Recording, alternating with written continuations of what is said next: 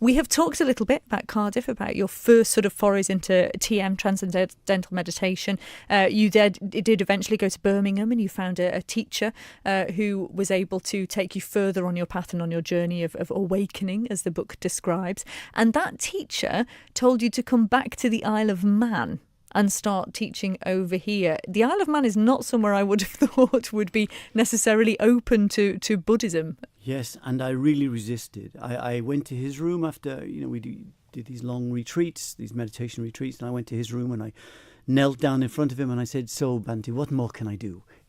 To continue my journey." He said, "Michael, now you must teach." And I said, no. And he said this beautiful thing, and it's been the theme of his teaching for me and mine also for my students. But I said, "No, I don't want to do it." And he said, "But I don't ask you for you.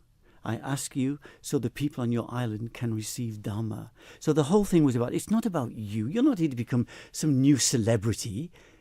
You're here to serve Dhamma so the world can meet the teachings of love and compassion and joy and friendliness and all this kind of thing.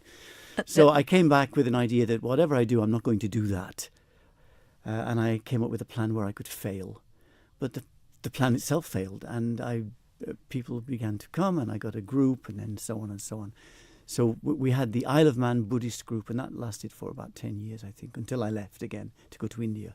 Who knew that the 1980s Manx population would be so interested in? But it's brilliant, isn't it? Well, again, that was a new trend in those days. Buddhism now is kind of old hat, but in those days that was quite a new thing.